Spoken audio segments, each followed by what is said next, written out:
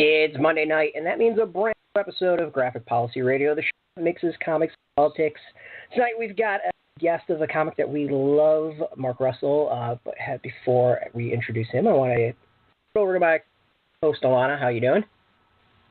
Great. Super excited for today's episode. And one more quick reminder for folks that if you would like to participate in an online gathering of Black Panther fans and racial justice activists, time to get on Black Panther Fan Activist Con, and you can message me for more information. It's also up on our site and on Twitter. So, yeah, absolutely, and we'll plug that at the end of the episode, make it easier for folks to find. So, I was really tempted to have Heaven's Murgatroyd in my horrible version of Snagglepuss. I'm not going to for people to do that. So tonight we're talking Stage Left, the Snagglepuss Chronicles, written by Mark Russell with art by Mike Feehan. Mark has joined us tonight. He's an Eisner-nominated satirist who is afraid to go to very serious places. He takes his stories take on Trumpism, bullying, war, genocide, historical amnesia, and more. His work is featured in Forbes, Slate magazine, Paste magazine, and numerous best graphic novels lists. Not just 2017, but 2016 and probably 2015 and so on. So I'm not going to attempt to describe Exit Stage Left Snagglepuss Chronicles. So welcome, Mark, and we're going to let you describe it, because it is a crazy concept that I think we love. Mm-hmm. Yeah, I got to correct something you said earlier in the introduction. I'm not sure how this got in the bio. I've actually never been nominated for an Eisner. Oh. Well, perhaps this time. I know. Yeah, perhaps this is predictive. Okay. Yes, my apologies. But yeah, we're going to right now. The concept though for Snagglepuss really kind of started on Facebook. I was just writing little lines like Snagglepuss and Huckleberry Hound, having like little conversations as if they were Southern Gothic playwrights. And my editor Marie is also a Facebook friend. And she says, "Are you practicing for? Are you coming up with an idea for a comic?" And it never occurred to me that it'd be anything more than just like a little Facebook giggle. But she got me thinking about it, and that kind of seeded the germ in my mind of like turning this into like an actual comic. Impressive. I mean, how I've been explaining it to people is that it's a comic about a Tennessee Williams inspired playwright dealing with the realities of 1950s America, including the House Un-American Activities Committee, systemic homophobia, and the Red Scare, and that playwright is also Snagglepuss. Yeah. In a deeper sense, it's really about how national paranoia and the demands to conform kind of come at the expense of a nation's culture and our ability to live authentic lives. But yeah, I think that's the gist of it. It's about Snagglepuss having to live a secret life as a gay Southern Gothic playwright in the 1950s New York, with the House Un-American Activities Committee like weighing down on him. We love the idea. We loved it. I mean, what's interesting to me, and I sort of want to go into more of your background as a writer in a minute, but I just want to say, what's really interesting to me in the story is obviously, we're very political on the show, so we love comics that help people to consider the political implications of the world we live in now and look at things that have happened in the past that could very much come to pass again. But the thing that really struck me with this is, I, as a kid, I didn't really watch Snagglepuss shows, and I was, kind of aware of what characters were sort of negative gay stereotypes. And so for me, it feels, and I'm queer, but I'm not a gay man. For me, it feels really healing to see somebody take a character that where, him being gay was the part of a joke about him, and to see it actually being no, this is real and good, and it's not to be mocked. The humor is from his observations and not from who he is. So I thought that was a really powerful choice. Oh, well, thank you. Yeah, my personal philosophy of writing is that writing is an act of empathy, first and foremost. and that if you want to tell an interesting story, if you want to do anything that's good, even if it's funny, it needs to take its subject matter seriously. And that's what I try to do with all my comics. I try to, like, whatever I'm assigned to, whether it's the Flintstones or if I'm doing Snagglepuss, I take the subject seriously and try to, like, see the world through their eyes and the way what they would be going through. And if you lack that basic empathy as a writer, being able to put yourself in the shoes of another character and see their world through their eyes, then yeah, that's what you're going to get. You're just going to get sort of cheap gay jokes and just people kind of making fun of the character they're writing about. But that doesn't feel very satisfying or to anyone, I think. Did you like, when you began looking at this project, like when you were doing for example, the dialogue in Facebook, like did you always sort of envision Snagglepuss as being a gay character? Yeah. To me, I mean, I think that's when I watched the cartoons. I remember even thinking this, when I was younger, and I'd see the cartoons on TV. There's obviously a backstory to the character that is never addressed in the cartoons. One, he seems like a gay man, like he's based on, sort of a Quentin Crisp or a Tennessee Williams character. He's very flamboyant. But beyond that, he's clearly got a connection to theater. I mean, all of his catchphrases are theater references. Heavens to Murgatroyd is a Gilbert and Sullivan reference, and Exit Stage Left is obviously a stage directions reference. So, but in the cartoons, he's never really, at least the ones I saw, he was never really in any sort of theater environment. He was always hanging out in a cave or on a train or something. And so I thought it's weird that they would create this obvious backstory for him and never really talk about it. So that's what I'm trying to do with this comic, is talk about, like, read between the lines on Snagglepuss and tell the backstory that the cartoon never did. That's interesting. Yeah, like, because you always sort of wonder, like, to what. Sorry, this digital weirdness will pass in a moment. It's always interesting, like, when it comes to queer coding and characters in children's entertainment, especially like when we were younger and in our youth, like there's always the question of, like, what is the subtext that kids realize on one level, and what just sort of becomes a way that they view effeminate people as being worth mockery, but there's no real sense of, like, whether somebody is gay or not, And I think it ultimately boils down to a lack of empathy. You see somebody as a two-dimensional object, then they become a subject of mockery. But if you see them as a three-dimensional subject, somebody with their own perspective in the world and their own sort of life beyond what you see in the cartoon that you've been shown, then they become very empathetic. They become very real. So, as someone who is not a playwright who is a gay Southern Pink Mountain Lion, like, what kind of work did you do to sort of get into the character's perspective for the series? Well, I think most of the work I did was just sort of researching the world that Snagglepuss would live in, the world he inhabits. And that, to me, then all I need to figure out is, well, how would I feel? What would I do if I were in these situations? And it really, at that point, becomes an exploration more of my own sort of, like, opinions and weaknesses and incentives. When I put myself in the place of the character that I'm writing about. So, I read a lot of Tennessee Williams. I did just try to get the voice I wanted.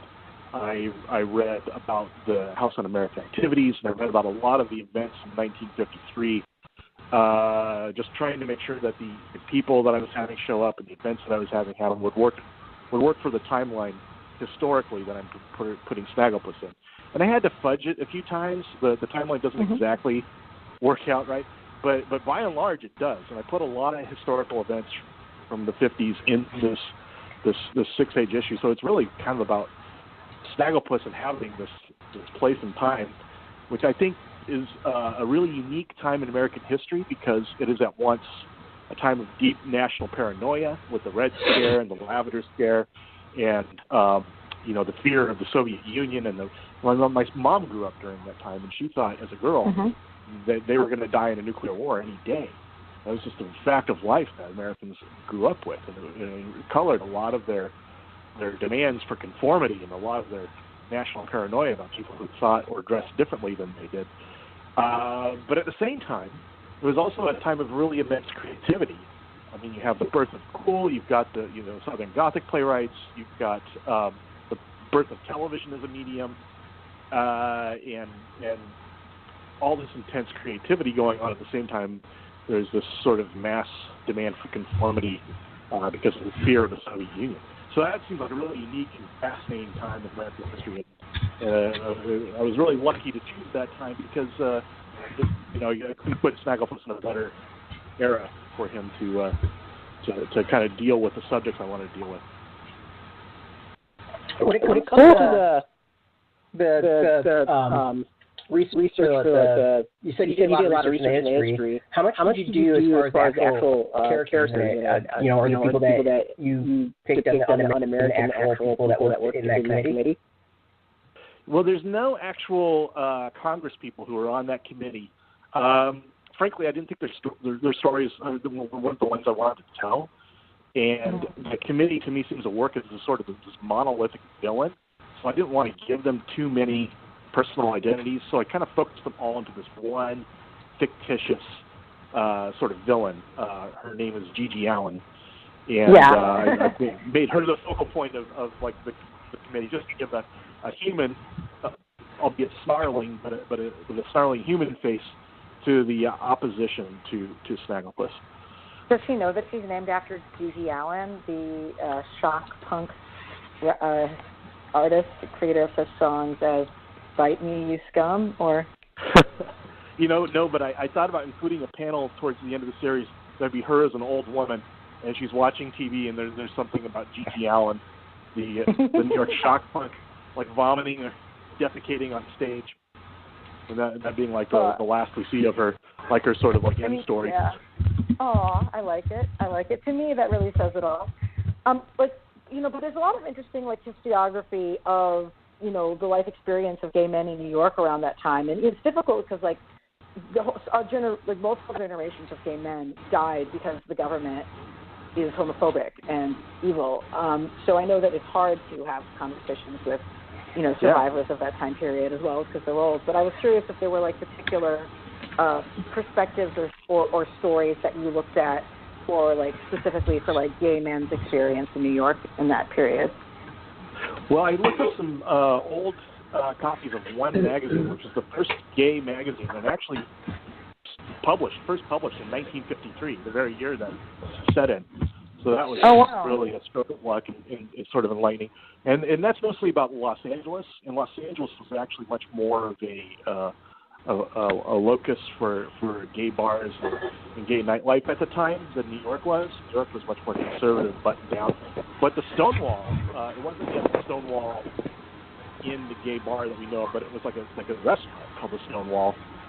So that was open in 1953. So I set a lot of the series there. And I watched the PBS documentary about the gay bar scene in New York leading up to the Stonewall riots, which of course took place in 1969. So 16 years later than the timeline of the story I'm telling.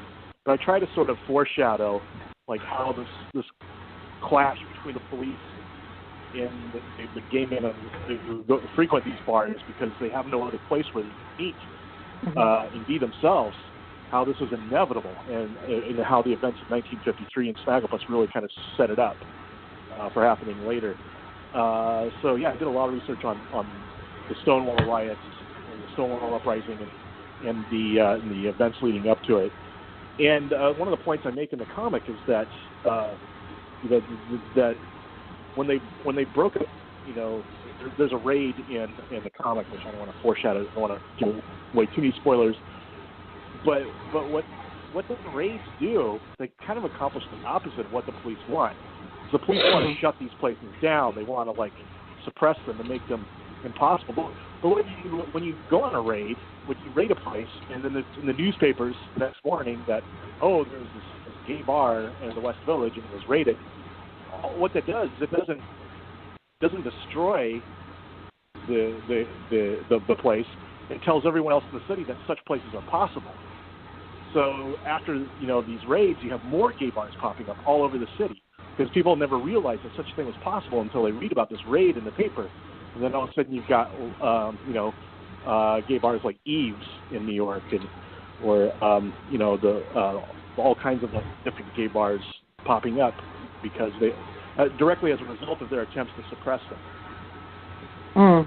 That's a great point. I feel like that's not a spoiler to bring that up. That's the kind of thing where you expect this to happen in the world in which it's set. So, it's not too much of a surprise.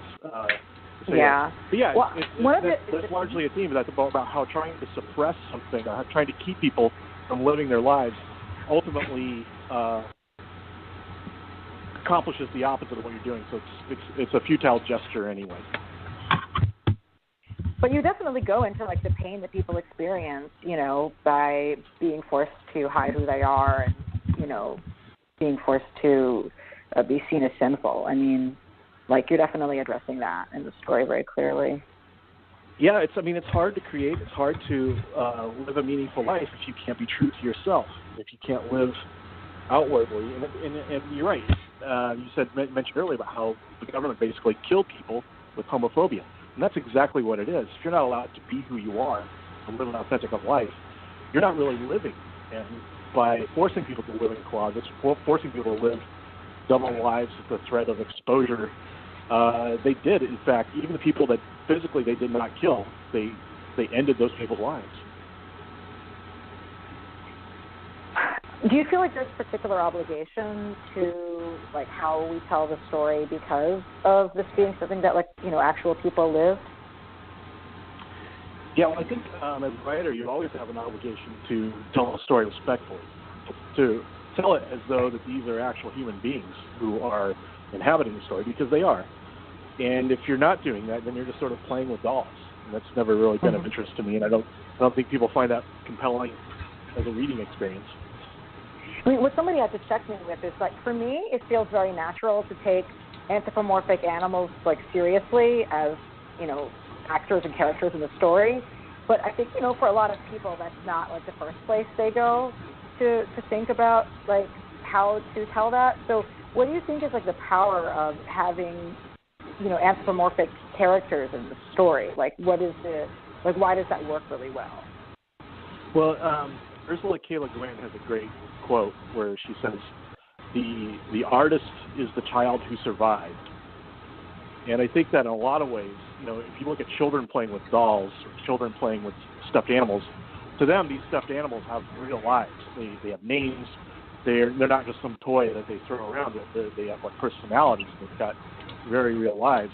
And at some point as adults we become jaded and cynical, and we lose that ability to sort of empathize with things that are not only people, but with things that we used to have great affection for. And so I think that in a lot of ways, when you anthropomorphize or when you create, these characters that are cartoon animals or whatnot, you're really trying to invoke this primordial empathy that we all had, but at some point lost.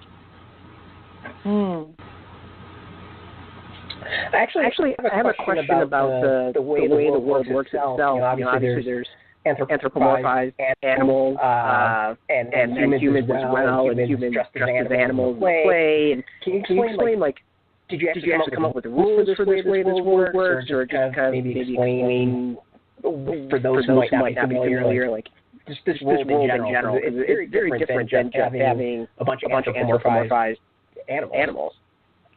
Yeah, I didn't worry too much about the rules. I just kind of wrote the characters and the scenes I wanted to have. I didn't get too hung up in sort of explaining myself about, this is how you can have animals and people together, or this is why, the animals consider themselves people. I think once you start doing that, you start sort of thinking too much about the dynamics, or, the how somebody's going to call you out on Twitter. If you do it wrong, you begin to lose focus of the story and the characters, and really that's the important thing. So I just kind of write the things that the best things I possibly can, and let the rules worry about themselves. Well, it's interesting because I definitely read it as significant that Snagglepuss's wife is also a pink mountain lion, and that Droopy Dog's former wife is also a blue basset hound. I figured it was sort of about how, you weren't allowed, the anti-miscegenation laws and stuff like that, the laws about, race and stuff. I kind of just assumed that was what that was doing. I kind of thought about that. Is this really? Are they different ethnicities? because there's more than one pink lion. Lila Lion's also a pink lion, and there are others.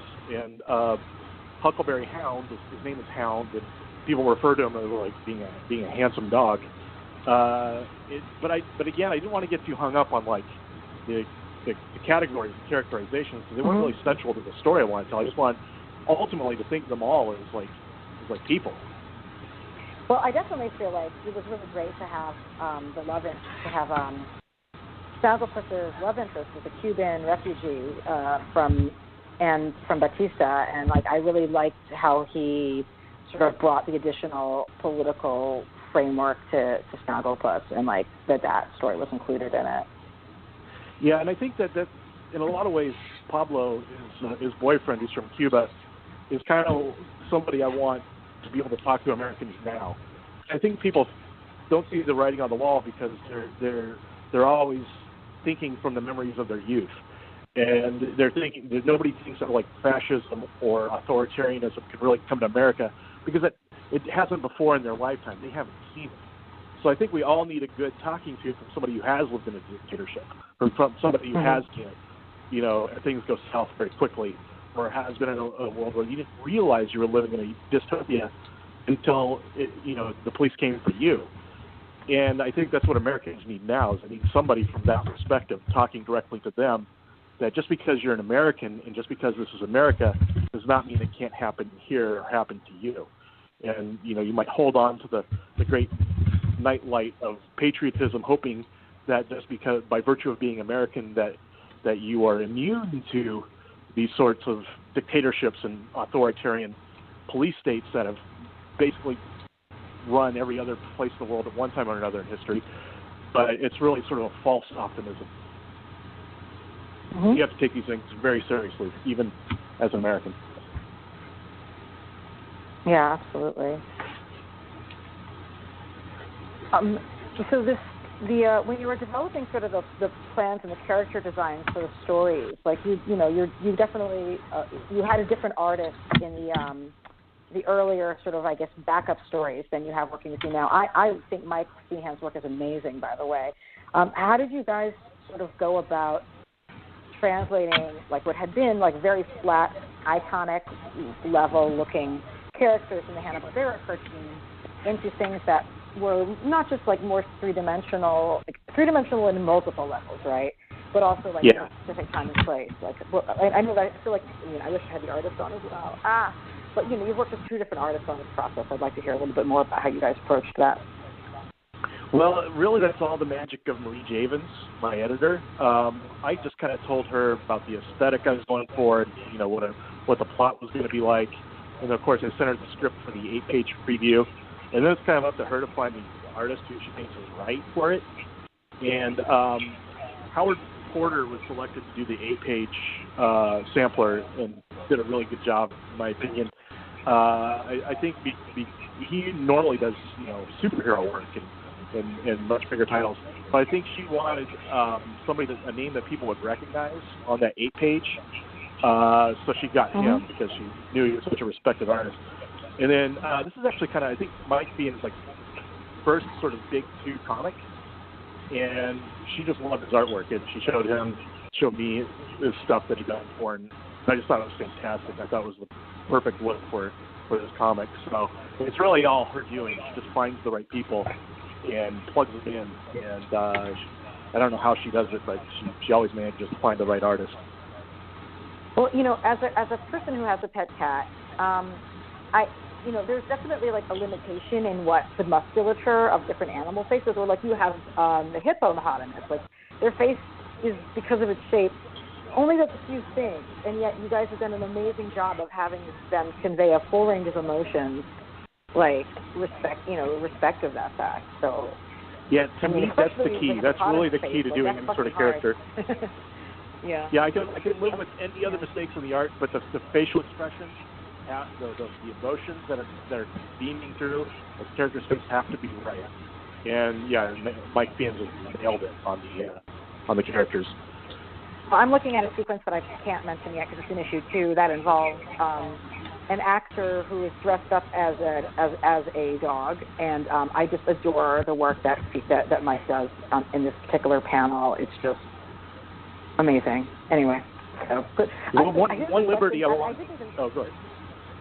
This is something that I did not notice until like 15 minutes ago when I told Brett, and Brett said, "You know what? Just ask Mark," because this feels weird. Nobody's wearing pants. Like, how do you just? And there's all these people who've had questions about like Donald Duck, like which cartoon characters wear pants versus which ones do not, is like a question of like how human are they? But yeah, they went the pantsless route here, which I didn't notice until the second time I read through, to be honest. Which one? The pantsless route. I didn't realize this until I was reading through again for the show, but our protagonists are anthropomorphic animals of the coat and tie and no pants wearing variety. Right, yeah. Yeah, that's I told Brett, I was like, should I ask about that? And Brett said, you should ask about that. So I'm asking about that. Yeah. And again, we didn't want to, I didn't really give him too much of a direction. I just wanted Mike to do what made sense to him. But yeah, and I think the decision to go without the pants is kind of a good one, because if nothing else, it creates a lot of controversy on Twitter. Oh man! Oh, so you got a response. People are just like, well, how come the humans have pants and the animals don't? Or where's Huckleberry Hound's penis? Oh God, why? I mean, I know why, but why? But I think I missed that nothing else for the Twitter comments. Okay, well, I missed that dust-up. But yeah, I wasn't sure, it was just this seems like I wasn't sure if it was a thing that you were making to create continuity between the characters here and the Hanna-Barbera universe, in which that's, how they're presented in the Hanna-Barbera universe. I think all the artwork is sort of like a compromise between the real world and the Hanna-Barbera world, which creates these sort of weird, dreamlike sort of juxtapositions between the two. The animals don't wear pants, but they do, have sexual orientation, and they talk about their tumultuous inner lives. And highly animated facial expressions. Yeah. Well, yeah. And then my other question about the Hanna-Barbera is sort of what is it like? Is Hanna-Barbera involved in clearing things? Did Hanna-Barbera say, sure, you can, acknowledge that our character who's always been gay-coded is gay? How does Hanna-Barbera work with the series? No, I have not heard a peep out of Hanna-Barbera, and I think it's probably for the best. They have not really been involved in Snagglepuss at all. At the very beginning, when I was doing the FLINTSTONES, they were sending me, emails, just weird things, Fred has to say yabba dabba do once an issue, and please don't mention any deities. And I was like, oh man, this is not the comic for you. But so then I talked to DC about it, and they're like, oh no, don't worry about it. It's just that's just the boilerplate thing they say to everybody. Just write what you're going to write. And so that was very liberating for me. And I haven't really heard from Hanna-Barbera since, but I hope they're happy with what I've done with their characters. But I'm not terribly concerned about it. Okay, yeah, we always wonder what freedom people have to make different decisions. Yeah, but thankfully, hardly anybody's tried to stop me from doing anything. Mostly when I get editorial feedback, it's about things that could likely get us sued, like using historical characters that have litigious estates or things like that. So, but other than that, they've kind of let me just do whatever I wanted. Awesome. I like that. Yeah, it's the way I prefer to work. I definitely hold on one sec. Oh, go ahead, Brett. You have a question. Hopefully it's better. So the previous stuff that you've written is very satire heavy. With this, it feels more like drama and character study with some satire. Can you talk about maybe your progression from series, from the series from Fred to FLINTSTONES to this? Yeah, and that's a very astute observation, actually, because I did want to tell a much more intimate story, much more plot-driven story with one sort of story arc from beginning to end of the series with this, whereas Flintstones, each issue, even though there is an overarching storyline, each issue is self-contained. And it's like an episode of television where it's got to be each issue has like a beginning, middle, and end. Snagglepuss is different. Snagglepuss is more like a novel where it tells one story from issue 1 to issue 6, and it gets deeply into the characters' backstories and lives and their motivations, and very entangled. Whereas Flintstones kept it pretty surface level, at least from a plot standpoint. And Prez was really just me figuring out how to write a comic book. Prez was mostly just me trying to tell stories that worked as each issue worked as like a sort of a political satire of like a different topic, the election process or militarization and whatnot. And then like Flintstones was more of like my manifesto about what I see as the central problems with civilization. And basically I blame all the things that we've gotten wrong over the last 30,000 years on bedrock. But I wanted Snagglepuss to be different than either of those two. It'd be less political overtly and less satirical. It'd be more just sort of like an intimate story about this is how laws and governments affect the lives of real people. Yeah. I was talking with like just different gay men who I know, and we sort of felt like there's a lot of this that we feel like was a particularly good comic to bring to straight audiences. Like I think that like there's queer audiences that like there's queer art that's made by queer people for queer people, and like like you're heterosexual, da. I mean, it's sort of like this is something that we think is particularly going to work, like to bring some of these conversations to straight audiences, which makes sense actually pretty well, since that's also your orientation. I wasn't sure if you were thinking about like this story in terms of its impact on a straight audience in particular.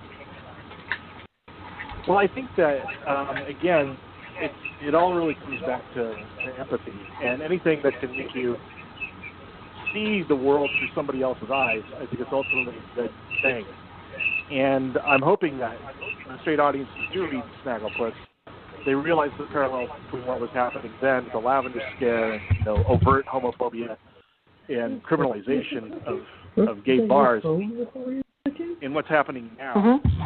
You see it's not just like a thing in the past, but they see the parallels between what's going on now in society, and it makes them more empathetic. Yeah. One of the pieces that I'm also sort of like trying to, I'm sure that his character Lila, his wife, is not a major character in the story, but like when we're talking about gay characters in the past who were married to characters of an opposite gender in order to not be singled out and to be able to pass, like we generally refer to the wives of gay men as being beards, and I feel like that language is really like dismissive of who the women were and like what they actually did and contributed to society. Right, like they're just a history of them. Yeah, like, I've been trying to really be better about not using that language in my own like writing and coverage. And when I was thinking about that, I also sort of was struggling with the word closeted, because I don't know, when I started studying queer studies as a discipline, it was the 90s, and there were these movies coming out like The Celluloid Closet. Have you seen The Celluloid Closet? Because you should totally watch The Celluloid Closet if you have not. Okay. It is a documentary about gay Hollywood from the golden age. But it's obviously like the term referring to something as being the closet was not like a value judgment in the sense of being like, oh, if you're closeted, you're bad. It was just sort of like a way that we spoke about a situation that people were and had. Yeah. And I feel like now when we talk about people being closeted because like of the different social contexts that we're in today, it sometimes feels like you're saying it like as an insult to people, and it isn't really sensitive to the reality that people were. Because like when we talk about like, oh my God, that's another one of those like, oh my gosh, the turtle. Like Lindsey Graham, for example, is an example of a closeted, self-hating gay politician. Like everybody I know with BBC politics is like, okay, this man was closeted. We know because we've seen him. And I think that, we talk about, when we talk about people being closeted, it's usually like a critique of them. So it took me a while to sort of like get my head out of like the modern space that we were talking about and be like, well, when we're using closeted to describe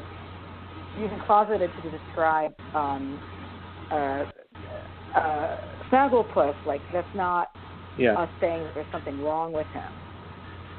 Well, and I think that again is one of the parallels between what's going on today and what happened back then, is that when you say someone's closeted and you attach a value judgment to that, what you're doing is you're saying their personal decision of how they want to live their life is a matter of political priority.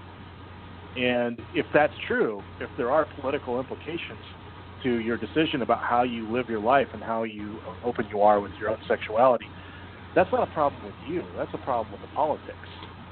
That's because someone somewhere down the line is not recognizing you as a human being. And so it's not right to judge or the person who's making the decision. It's better to ask why they're being forced into that position to begin with. Yeah, I mean, with the exception of Lindsey Graham, because he's hurting other people. But yes, I agree with you otherwise. Yeah, even like the closeted Republicans, if I can use that term, I still have a certain amount of sympathy for them because they usually come from the South or from the Midwest or somewhere where they didn't really have much. If they wanted any sort of like career, if they didn't want to be disowned by their family, they pretty much had to pretend to be something they weren't. And what better way to pretend than to, if you don't want to be bullied, you join the bully in bullying somebody else, which isn't admirable by any means, but I understand that. Yeah, I mean, it's a decision based on fear, but a fear of a very real thing. I thought I heard noises. I'm imagining things. I'm hearing some weird background noises. I don't know where those are coming from. Maybe they're not now. Okay. Well, we haven't actually talked to you about your history as a writer, period, and like how you kind of came to writing comics. I'd love to hear that story. Yeah, it's a pretty short and disappointing story, but I'll tell it. I started my life as a sort of a published writer. It began with a couple books I wrote about the Bible. I condensed every book of the Bible down to like a few pages and had a friend draw some cartoons for it. And it was basically like a retelling of the Bible in a short and modern form. It's called God is Disappointed in You. And I did another one about the books that didn't quite make it into the Bible, called Apocrypha Now. And apparently one of those books, that God is Disappointed in You, was circulating the offices of DC. And then when they decided to do a reboot of the 1973 sort of aborted comic Prez that only ran for 4 issues, they were asking, well, who do we know that writes sort of funny satire? And Marie Gavins, who happened to have the book and knew my friend who drew the cartoons for it, just kind of said, well, what about this guy? And they just took a shot in the dark, and I got this weird call in the night from DC Comics asking me if I'd be interested in writing a comic book for them. And, it's this sort of offer that's just strange enough that you've got to say yes, unless you have a compelling reason not to. So the offer was so intriguing. I said yes without really knowing anything that much about comics or even how to write a comic. And yeah, that was my first foray into comics, was writing the reboot of Prez, which ran in 2015, coming up to the 2016 elections. And then based on that, they offered me the Flintstones. So like you didn't have a process of sort of like learning how to do a script, or? Yeah, I think the biggest lesson I've learned in writing comics is to trust your artist. When I started writing, I would just cram so much into a page and so many details into a panel that I'm sure it was, I drove Ben Caldwell, the artist on Prez, nuts. But I quickly learned that the less I put into the description of the panel, the less I tried to cram into a page, the more he could dazzle people with his own creativity. He would come up with things that were better than what I had imagined and put them in the background. And the more freedom I gave him as my artist, the better it made us both look, because he would add his own creativity to mine, and it really showed on the page. And so that's been kind of my philosophy of working with artists ever since. I did the same thing with Steve Pugh on the Flintstones, and hopefully Mike feels that I'm not crowding him on Snagglepuss. But yeah, I couldn't be happier with, since I've started laying off and leaving as much to the artist as possible. I think that that was probably the best decision I could have made in terms of my own comics. Yeah, I mean, Mike's art is fantastic, so good job on that match. Did you read comics growing up? You know what? I read like really lame comics. It's almost embarrassing to talk. I would read like Mighty Mouse or like Donald Duck. But I don't remember them being particularly good. I just remember reading them because they were comics. But really, actually, most of the comics I read when I was a kid were the Chick Tracts. I don't know if you're familiar with those. They're like the short religious comics. Because I grew up in a fundamentalist Pentecostal church, and so those were everywhere. And so it's like, here's one about why gays are going to hell. Here's one about why Mormons are going to hell. Here's one about why Catholics are going to hell. I remember seeing one about Catholics and the caricatures that it had of Mexicans were so racist that I was like, you're not going to win any supporters by drawing Mexican. Mexican Catholics are not going to support you if you draw them as subhuman. Pro tip. They're utterly fascinating. They're an utterly fascinating gateway into like one bigot's mind, though, to see how the mind works. And I always thought he should have done one last Chick Tract at the very end, where it's God welcomes him into heaven, and he's the only one there. Because everyone else is in hell. No one else made the cut except for Jack Chick. I couldn't read them. It was too upsetting to me. Like, I'm like, I know what people think about me. I don't need, I know that, for context, like my grandparents are Holocaust survivors. Like, I don't need to be shown this again. But I knew, I totally knew other people who would do satires of them. I was just like, I don't know why you can even joke about that. But even when I was a kid, even when I was 8 or 9 and I was fully, in the thrall of the church, even then I knew that these were messed up. That each one was reading a Bosch painting or something. But that's what made them really gripping to me, though, is the fact that I just knew this was like a roller coaster ride into the mind of a. Oh my God, that's so interesting! Wow. Well, in terms of comics medium, what do you like about comics that you can do, as a writer in the comics medium, particularly? I like the fact that if I were writing, say, movie scripts, there would be a $30-40 million budget. So you'd have a room full of executives going over the dailies, and then the final cut, and you'd have editors, all these people involved. And so at the end, the movie would look probably nothing like what you wanted, and it would have had 3 or 4 other writers putting their fingerprints on it and changing things. And in the end, it wouldn't really be your own. But because it's relatively cheap to produce a comic, it's really just you and the artist. And whatever you say goes, and somebody else has got to draw it. And whatever you put on the page is going to end up in the reader's hands. So it is a visual medium. It's really the most direct, one where they're willing to let you take the most chances and get your vision in its most complete form to the reader. There's nothing else like it. There's no other visual medium that is as direct and as raw and experimental as comics. And it's like an experimental nuclear physics lab. It's like if you're working on Viagra or whatever, you have to do the experiments that they want you to do, and it's all prescribed towards this singular goal, and you can't deviate from things that don't achieve that goal. But if you're working sort of an experimental lab where there's no rules, and you can do anything, And if you're a physicist, you'd probably much rather be working in the highly experimental lab where you can work on making flying monkeys or whatever, than the place where you're just going to work for Dow Chemical every day and finding out which boner pill you're working on that week. That's my feeling about it. If I were you set me up perfectly. You set me up perfectly for a question that Brett posted, which because the audio from his end is terrible right now, I am transferring Brett's spirit through the waves of the internet to this podcast.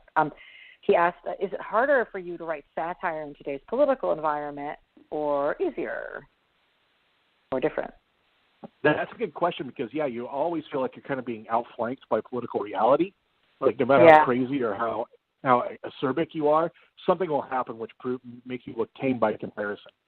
But I don't worry about that so much because I think I want to write more. I'm not trying to predict things or trying to out crazy the nut jobs. I'm more just talking about what I see as fundamental flaws in human psychology and problems that have plagued us in politics for decades and generations, if not millennia. And so I feel like those things never really get shown up by whoever's in charge. So I try to make my writing as humane and as sort of grounded in human psychological incentives as possible, and then I find that they have much better staying power. And also with respect to the comics art, you have a lot of visual jokes throughout your series, and are those part of the script, or is that something that comes from the artists you're working with? I usually kind of get the ball rolling. I write a lot of sort of store pun names or just sort of weird signs in the background. And then trying to one-up the artists will usually come up with their own stuff and add them to it. When I was writing the Flintstones, I basically, the first thing I wrote was just a 2-page, one-panel thing that was just the town of Bedrock. And then I just came up with a dozen business names that I thought should be in Bedrock. There was a gay bar called Homo Erectus. There was a artisanal mammoth restaurant called Whammoth Bammoth Thank You Mammoth, or a big and Neanderthal men's store. And I was coming up with a bunch of these. And then throughout the series, I think that kind of threw down the gauntlet for Steve Pugh, the artist. And throughout the series, he would just throw his own things in the background, or put I would come up with T-shirts that Pebbles should be wearing. She's wearing a T-shirt from a Nick Caveman concert, and then he would come up with his own T-shirts that or posters that Pebbles would have in the background. But it's definitely a combination of both. Cool. Yeah, it's always a different thing for different writers and artists. So how many more issues are there going to be of Snagglepuss? There's a total run of 6, so there's 5 more. Oh, okay, cool. And then what are you going to be doing after that? Do you have something else lined up on the horizon? Yeah, it hasn't been formally announced yet, so I don't want to preempt them too much. But I'm working on a Vertigo title, which I'm really excited about. So I don't want to talk too much about it, but that should be announced shortly, I think. And I've also pitched a few things, but I don't want to say what they are because I don't want to embarrass myself when they don't. Okay. But yeah, I've got more fires on I got more irons in the fire. Got it. We will not spoil anything of that in advance. It's interesting. I've been definitely going and sort of talking to different folks to sort of get a sense of where folks are, in terms of their reading of the comic. I mean, for me, I really am primarily engaging with I primarily was engaging with this because of the historical fiction aspect of it. Are there other historical fiction periods that you would like to be able to delve into? It feels like so much of the American historical fiction stuff is just everything is about World War II all the damn time, or Civil War. Yeah, because it's the last time we really felt good about ourselves as a nation, I think. Yeah.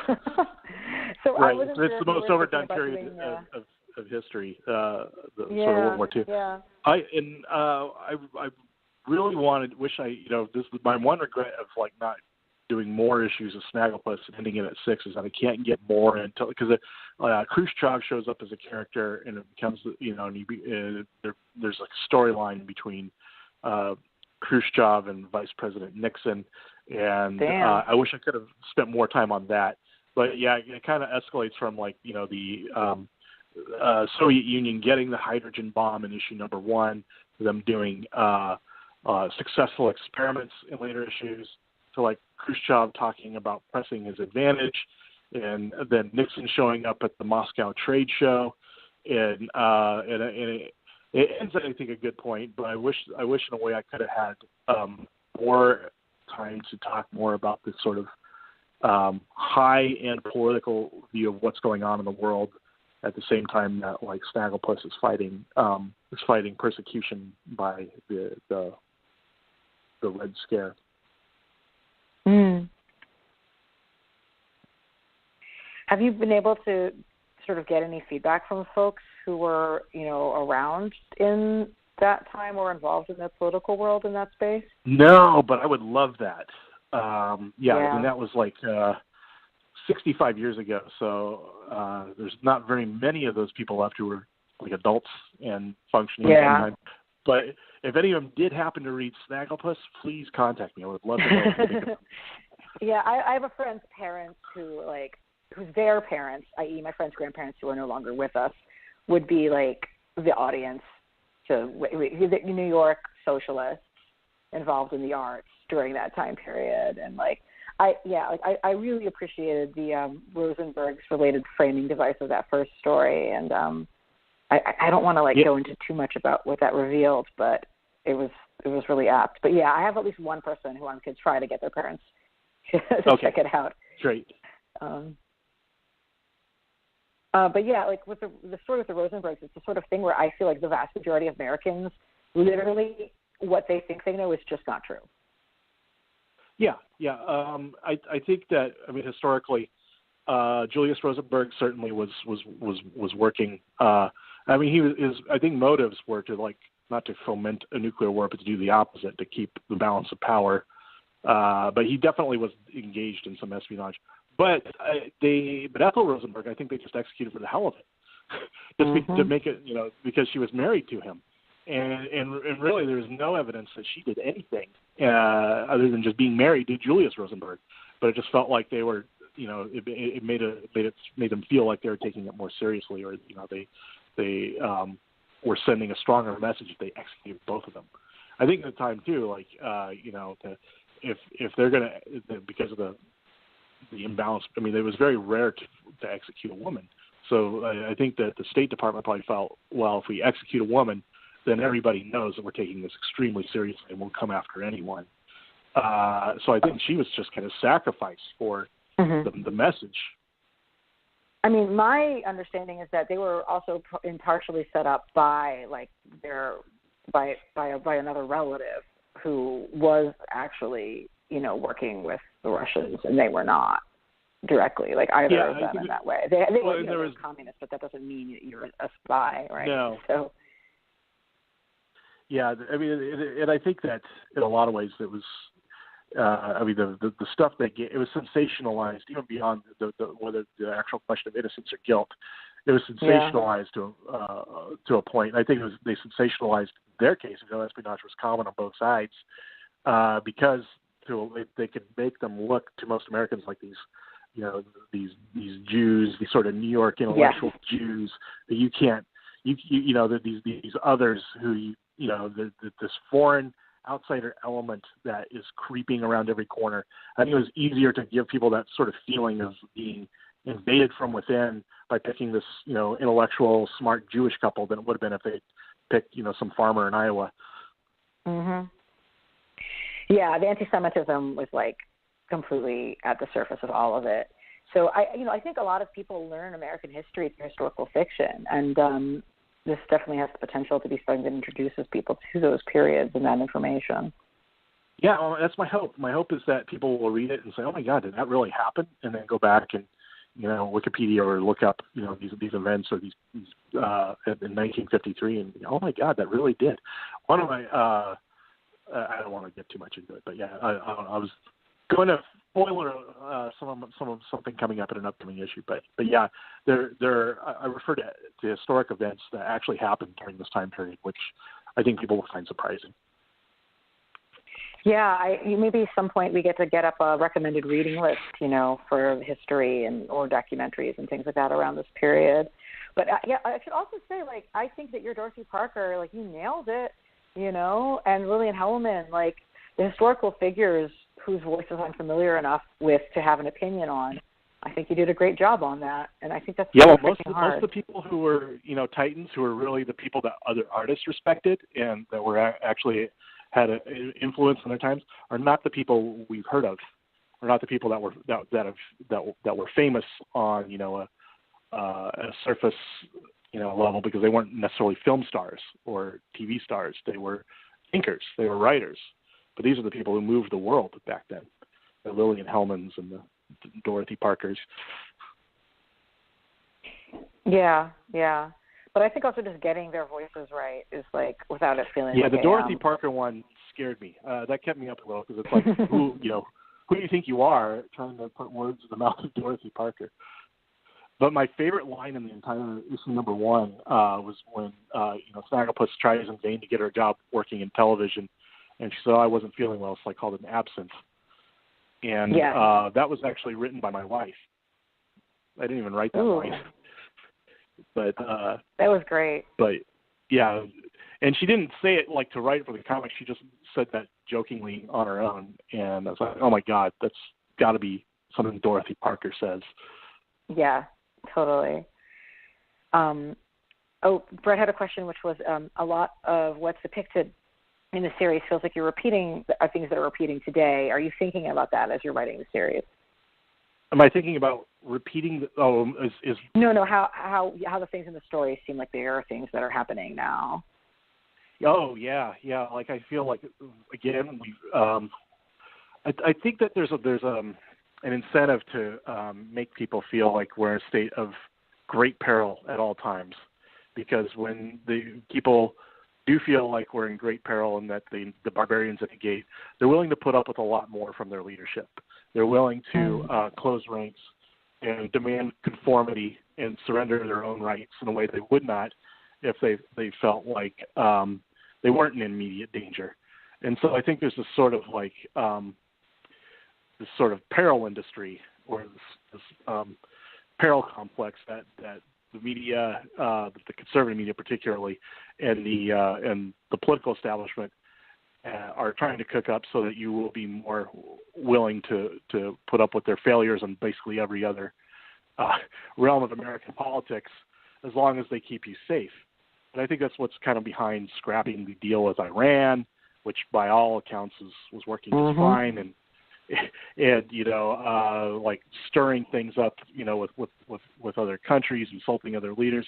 It's to give Americans the false impression that they're under constant and immediate threat by the rest of the world, when in fact that's not really the case. It's so you'll put up with incompetent and leadership that's not working in your best interests on any other issue. Yep. And I feel like that's pretty much the same now as it was back then. Well, thank you so much for joining us, Mark. We're really great to have you on the show. We always ask our guests to tell our listeners where we can find them and follow them on the internet. I don't know, do you have a Twitter account, Tumblr? Yes, I do. And that's probably the best place to find me. The best place to follow me is on Twitter. And my handle is @Manruss, MANRUSS. And I will happily interact with anybody on the Twitter. Excellent. We appreciate. And for our guests, we don't know who will be with us on Monday, but we will be back on Monday. And then we'll be having a couple of different episodes around Black Panther throughout the rest of the month. It'll be a heavily Black Panther month. As always, we are at graphicpolicy.com, on Graphic Policy at Twitter. I myself, Ilana, I'm on Twitter all the goddamn time as Ilana_Brooklyn. That's ELANA_Brooklyn. And if you came to this podcast late, don't worry, it's online. You'll also be able to download it on iTunes in a few hours. We're also on SoundCloud and Stitcher, so you can listen to this podcast on the go at any time. And love to get your feedback. And thank you again, Mark, for being our guest. And my pleasure. I'm sure, yes, I think we're going to wrap. And I'm sorry about the technical and audio wackiness earlier. Oh, that's okay. Yeah, no, it was kind of bad at the beginning. I had a hard time with some of the earlier questions, but it all sorted itself out. Okay, yeah, thank you. So I guess we're signing off. Sorry, I'm just checking with Brett to make sure we're all, yes. Well, as Brett would say if he was not currently on mute, keep it geeky. And we'll be back next week.